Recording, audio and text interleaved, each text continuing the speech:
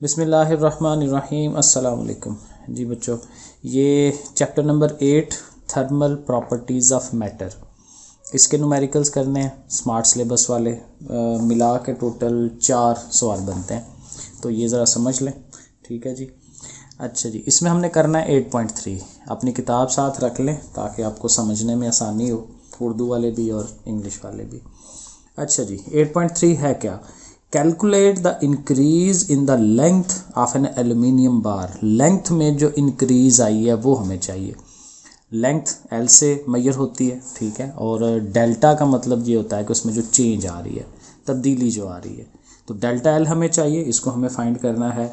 और एल्यूमिनियम बार है 2 metre long है, तो उसकी जो ओरिजिनल लंबाई है एल नॉड, उसको हम कहते हैं एल नॉड। नॉड पढ़ते हैं इसे, नॉड नहीं नॉड, ठीक है। वो हमें उसने दे दी हुई है 2 मीटर्स की, ठीक है। आगे, when heated from 0 degree centigrade to 20 degree centigrade, temperature पहले उसका था T1 0 degree centigrade, second temperature आ गया 20 डिग्री, हमने उसको हीट किया। हीट करने से ज़ाहिर है उसकी लेंथ जो है वो इंक्रीज़ हुई है।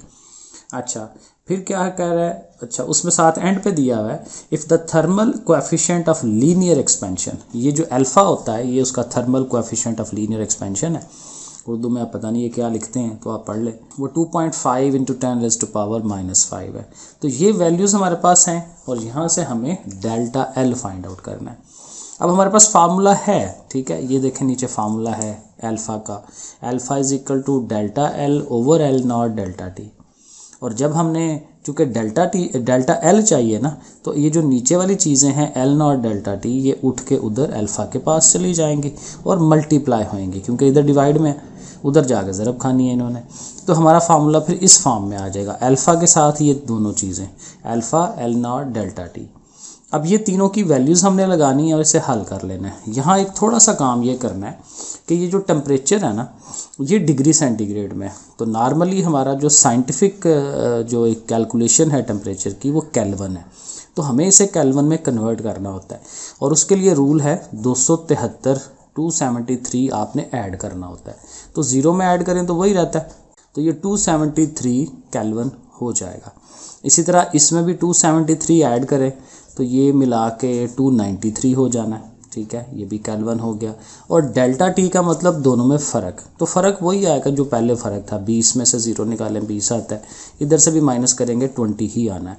लेकिन अब इसके साथ हमें के लिखना है कि ये केल्विन है। अब आ जाए फार्मूले पे, तो फार्मूले के अंदर हमने ये वैल्यू सिर्फ लगा लेनी है। अल्फ़ा की वैल्यू गिवन है 2.5 10⁻⁻⁵, एल नॉट 2 मीटर उसने दिया हुआ है, डेल्टा टी जो हमने कैलकुलेट किया 20 केल्विन वो लिख लिया।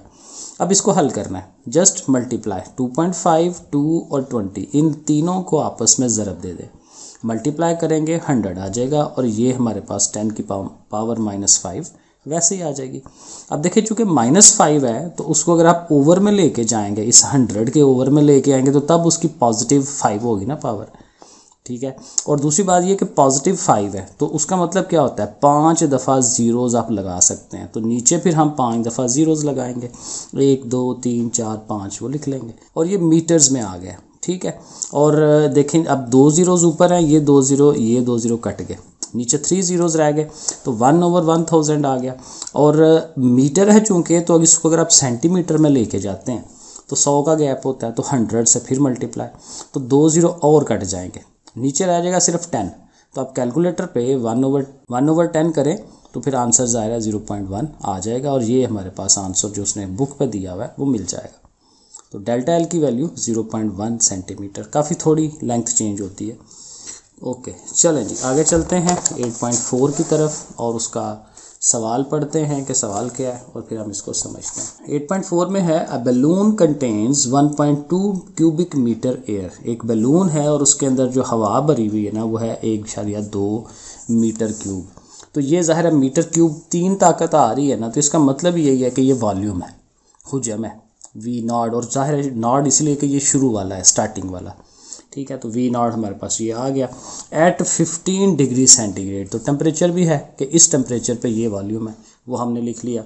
आगे कहता है find its volume find out करें, वो हमने लिख लिया, v इज इक्वल टू, ठीक है, at 40 degree centigrade. 40 degree centigrade पे वॉल्यूम कितना होगा वो हमें कैलकुलेट करना है। और एक और इन्फॉर्मेशन उससे दी हुई है कि थर्मल कोएफिशिएंट ऑफ वॉल्यूम का जो कोएफिशिएंट है वो बीटा, वो उसने दिया हुआ है 3 पॉइंट, क्योंकि वो जो लीनियर एक्सपेंशन है, जो लंबाई में लेंथ बढ़ती है वो अल्फा है, और जब वॉल्यूम के हिसाब से आप देखते हैं तो उसको बीटा कहते हैं। तो वो 3.67 ये उसने वैल्यू दी हुई है। और हमें चाहिए v। तो ज़ाहिर है अगेन इसका फार्मूला ज़ाहिर है जैसे मैथ में फार्मूले याद करते हैं तो यहाँ पे भी आपको फार्मूले आने चाहिए।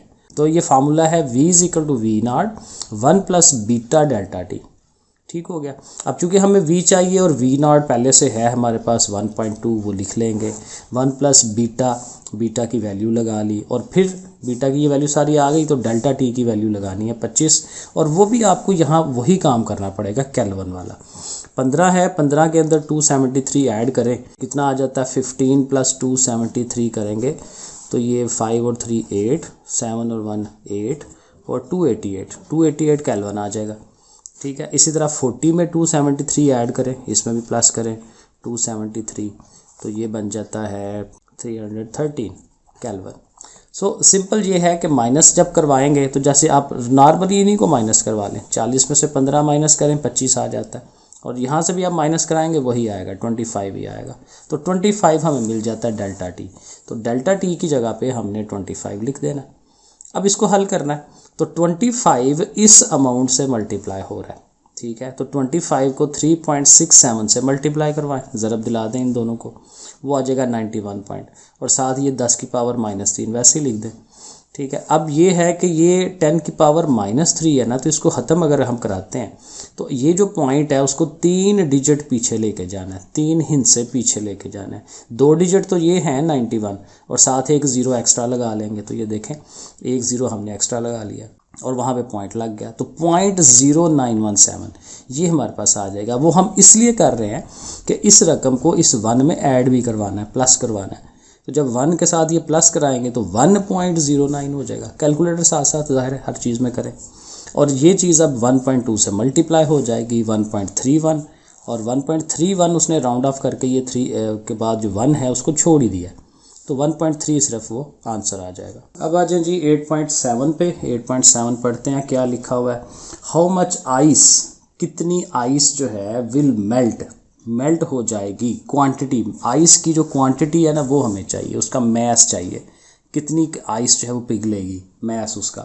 अच्छा, उसकी जो हीट दी जा रही है वो है 50,000 जूल्स, 50,000 जूल्स जो है वो हीट दी जा रही है।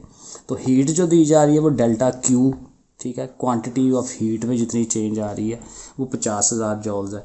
और फिर साथ उसने दिया हुआ है latent heat of fusion of ice. तो आइस की जो हीट ऑफ फ्यूजन है, हीट ऑफ फ्यूजन HF, वो हमारे पास ये अमाउंट है।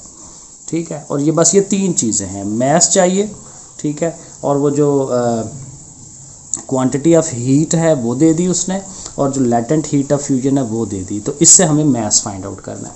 तो अगेन हमें फार्मूला आना चाहिए डेल्टा Q = M × HF। तो हमें चूँकि M चाहिए तो HF इधर से आराम से उठेगा और उसके नीचे चला जाएगा, डिवाइड करवाएगा। तो बेसिकली हमें दोनों चीज़ों को डिवाइड कराना है जो हमें उसने सवाल में वैल्यूज़ दी हुई हैं। तो 50,000 ऊपर आ जाएगा, 36,000 नीचे आ जाएगा, और इसको फिर आप इससे डिवाइड करा दें तो ये 0.1488 kg आएगा।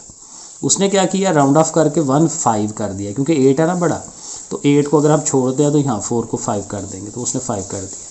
तो ये kg में आया, किलोग्राम में। तो अगर आप इसको ग्राम में शो कराते हैं तो किलो का 1000 लगा लेंगे आप, तो 1000 से मल्टीप्लाई कराएंगे तो 150 हो जाएगा, तो 150 ग्राम्स आ जाएगा ये वाला। लो जी आखिरी क्वेश्चन है 8.9, इसको पढ़ के देखते हैं कि इसमें क्या लिखा हुआ है।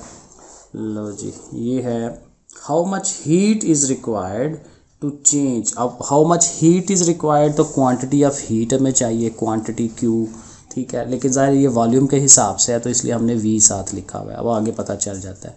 तो ये क्वांटिटी ऑफ हीट हमें चाहिए, और क्या करना है, चेंज 100 ग्राम्स ऑफ वाटर। पानी का जो मैस है वो उसने दे दिया 100 ग्राम्स, ठीक है। ये चूँकि ग्राम में है तो इसको kg में कन्वर्ट करना पड़ेगा। अच्छा, साथ उसने कहा है of water at 100 degree centigrade, तो टेम्परेचर भी दिया हुआ है 100 डिग्री सेंटीग्रेड, लेकिन ये आगे यूज़ नहीं होना इसने कहीं पे भी, चलें लिख देते हैं इसको।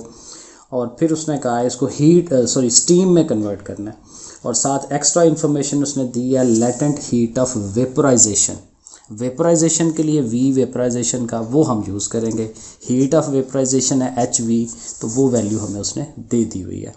ठीक है, तो ये हमारे पास ये इंफॉर्मेशन है, मालूमात है, और यहाँ से हमें क्या फाइंड करना है, Q। तो Q के लिए हमारे पास ये फार्मूला है, Q is equal to M into H होता है। इस फार्मूले के अंदर कहीं पे भी T इस्तेमाल नहीं हो रहा, तो T को हम छोड़ देंगे, जस्ट मैस को लेना है और H को लेना है। तो मैस की वैल्यू 0.1 क्यों आएगी, ये मैं ऊपर आपको दिखा देता हूँ, क्योंकि भाई ये है 100 ग्राम्स।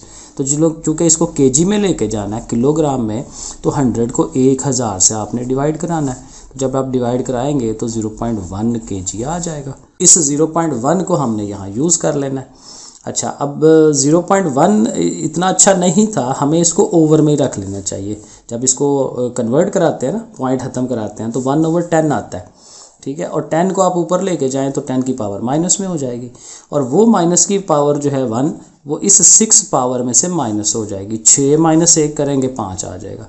मतलब इस वैल्यू को छेड़ने की ज़रूरत ही नहीं है, इसको ऐसे ही लेके आए और यहाँ से 10 की पावर जो -1 बनेगा वो इस 6 पावर में से माइनस करा दें, तो ये 10 की पावर +5 आ जाएगी। तो इस तरह से हमें ये Q मिल जाएगा। ठीक है जी, ओके, अल्लाह हाफिज़।